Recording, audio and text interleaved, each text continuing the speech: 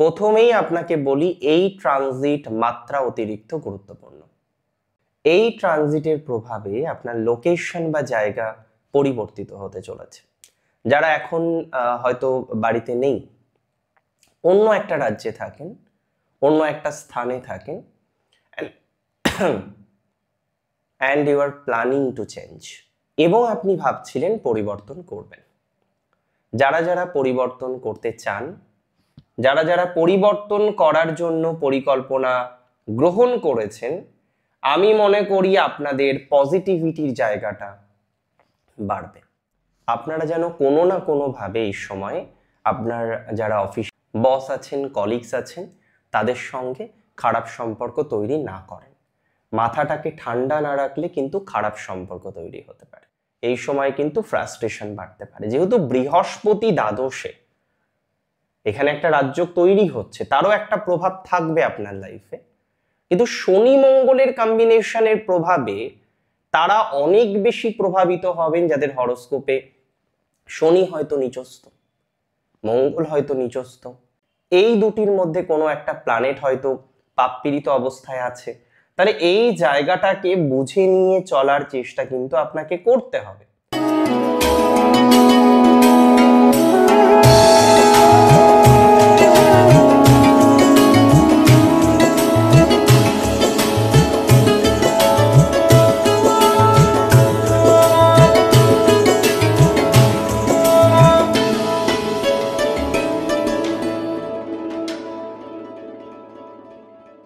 নমস্কার, জয় শ্রী গণেশ।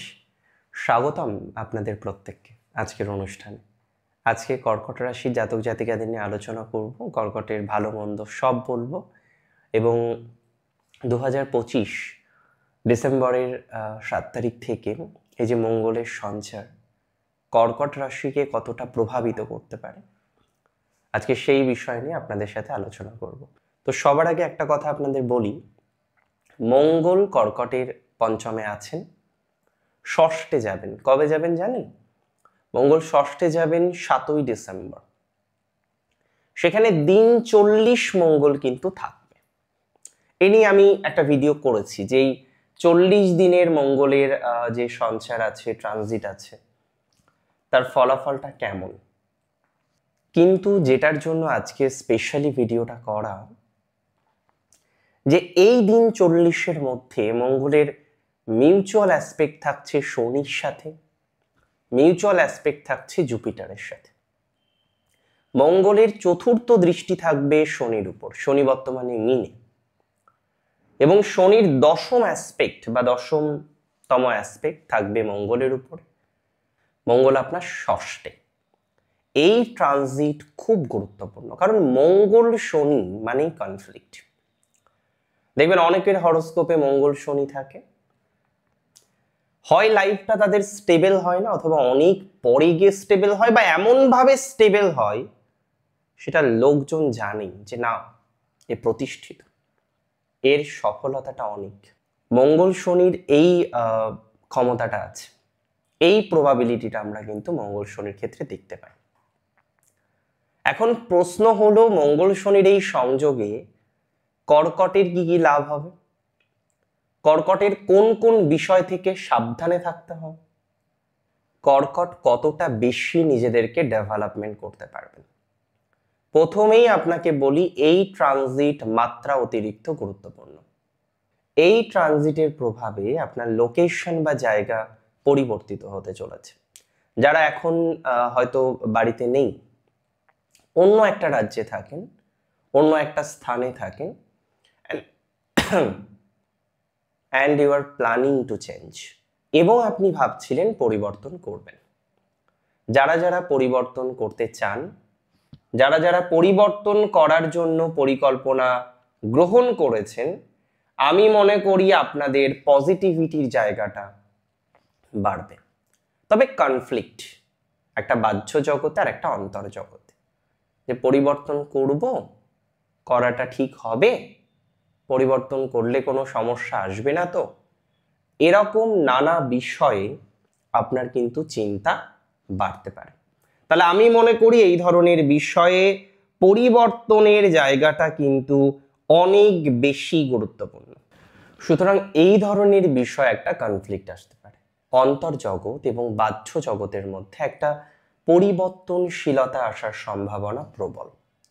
অনেক ক্ষেত্রে আমরা দেখতে পারবো আপনারা পরিবর্তন ঘটাতে সক্ষম হবেন, বিভিন্ন রকমভাবে আপনার অবস্থান পরিবর্তন হবে।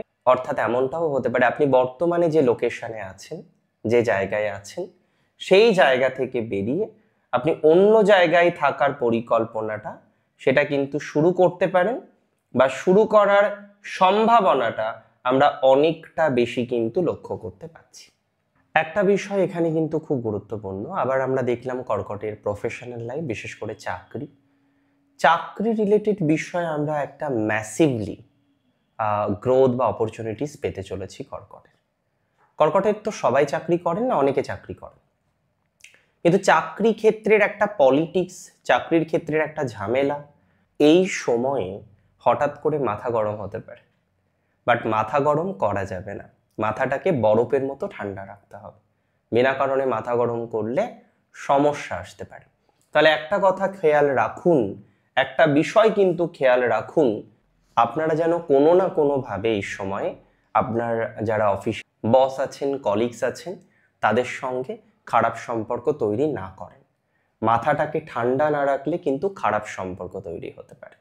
হঠাৎ করে এমন কিছু কথা আপনি তাদেরকে বলে দিলেন যেটা কিন্তু আপনার জন্য সমস্যার হতে পারে। তাহলে এই জায়গাটাকে মেনটেন করে চলতে হবে, যাতে আপনি কথাবার্তা যখন বলছেন, যে কোনো ধরনের কথাবার্তা যখন বলছেন, তখন নিয়ন্ত্রণের মধ্যে থেকে কাজ করতে পারে। দূরে ঘুরতে যাওয়া এই সময় একটু সাবধানতাকে অবলম্বন করার পরামর্শ দেয়। দেখুন, শনি বলেন একটু স্লো চলতে, ডিসিপ্লিন ভাবে চলতে এবং ধীরে ধীরে চলতে, যাতে কাজটা প্রপার হয়। মঙ্গলের মধ্যে আছে ইম্পালসিভ নেচার, আজকেই করতে হবে, এখনই করতে হবে। সুতরাং কনফ্লিক্ট আসাটা স্বাভাবিক, তাই আপনাকেও কিন্তু বুঝে শুনে চলতে হবে। এই সময় না আপনার অতি দ্রুত কোনো কাজ করা উচিত হবে, আবার অতি অতি ধীর স্থিরভাবে কোনো কাজ করাও আপনার কিন্তু এই সময় উচিত হবে না। যা করবেন একটাই কথা, ধীরে সুস্থে করবেন। যা করবেন একটাই কথা, বুঝে শুনে করবেন।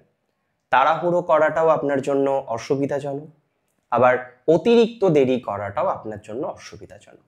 এই সময়ে কর্মের প্লেস বাদে অন্যান্য ডিসিশনগুলো একটা করুন, যে একই করব, এটাই করব।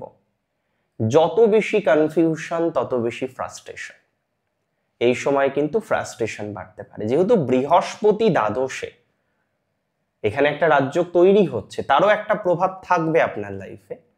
কিন্তু শনি মঙ্গলের কম্বিনেশনের প্রভাবে তারা অনেক বেশি প্রভাবিত হবেন যাদের হরোস্কোপে শনি হয়তো নিচস্থ, মঙ্গল হয়তো নিচস্থ, এই দুটির মধ্যে কোনো একটা প্ল্যানেট হয়তো পাপপীড়িত অবস্থায় আছে। তাহলে এই জায়গাটাকে বুঝে নিয়ে চলার চেষ্টা কিন্তু আপনাকে করতে হবে। তার প্রভাবে কি হবে, আপনার ডেভেলপমেন্ট দেখতে পারবো। পলিটিক্যাল কোনো ব্যক্তিবর্গের সাথে এই সময়ে সম্পর্ক খারাপ করা যাবে না।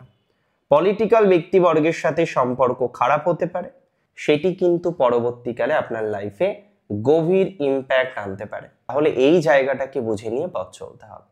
অ্যাথলেটিক্স যারা আছেন, খেলাধুলা করেন, তাদের এই সময়ে পরিস্থিতি ভালো। তবে যাদের শত্রু আছে, খেলাধুলা করার মধ্যেই দেখেন মাঝে মাঝে শত্রু চলে আসে, বা অন্যান্য সমস্যাগুলো আপনার জীবনচক্রে বারবার ফেস করতে হয়, তাদেরকে কিন্তু বুঝে শুনে চলতে হবে। এটা খুব ইম্পর্টেন্ট। শত্রু দ্বারা ক্ষতি হওয়ার সম্ভাবনা, কিছু কিছু ক্ষেত্রে দেখবেন সম্পর্কটা মারামারির পর্যায়ে চলেছে। আপনি রেগে গেছেন, সে রেগে গেছেন, এই জায়গাগুলো অ্যাভয়েড করুন। যে কোনো ধরনের অশান্তি, ঝগড়া, গন্ডগোল যেখানে হচ্ছে, সেই জায়গাগুলো অ্যাভয়েড করুন। কোনো রকম ঝগড়া অশান্তিতে উপযাজক হিসেবে না জড়ানোই ভালো, তাতে ক্ষয়ক্ষতি বাড়তে পারে। যা করবেন নিজের মতো, নিজেকে একটু গুটিয়ে রাখুন এই সময়টায়, পরিকল্পনাগুলোকে ডেভেলপ করুন, নির্দিষ্ট প্রোডাক্টিভিটি বৃদ্ধির জন্য লড়াই করুন। আমি বিশ্বাস করি আপনার প্রোডাক্টিভিটি কিন্তু বৃদ্ধিপ্রাপ্ত হবে। যদি আপনি প্রপারলি চেষ্টা করেন না প্রোডাক্টিভিটি বৃদ্ধি করার জন্য, আপনার প্রোডাক্টিভিটি কিন্তু বৃদ্ধিপ্রাপ্ত হবে, that's for very sure. So আমরা সেইভাবেই চলার চেষ্টা করব। 2026 এবং 2025 এর যে মিলিত সময়কাল, 25-এর শেষ 26-এর শুরু আপনার জীবনের জন্য অত্যাধিক গুরুত্বপূর্ণ, দ্যাটস ফর ভেরি শিওর। শনি মঙ্গলের ট্রানজিট সেখানে আরো কিছু বিষয়কে রিপ্রেজেন্ট করছে, তবে this is the perfect time to change your self. নিজেকে পরিবর্তন করার সব থেকে ভালো সময়, নিজের সারাউন্ডিংস গুলোকে পরিবর্তন করার সব থেকে ভালো সময়। এবং আপনি যদি এরকম কিছু পরিকল্পনার মধ্যে থেকে থাকেন যে নিজেকে পরিবর্তন করবেন, নিজের সারাউন্ডিংসকে পরিবর্তন করবেন এবং তার মাধ্যমে জীবনচক্রে আরো বেশি অগ্রগতির জায়গা নিয়ে আসবেন, আই ক্যান ইজিলি সে যে আপনার সেই সাকসেস, আপনার সেই উদ্দেশ্য পূরণ হবে। ভালো থাকুন আপনারা প্রত্যেকে, সুস্থ থাকুন, স্বাভাবিক থাকুন। জয় শ্রী গণেশ।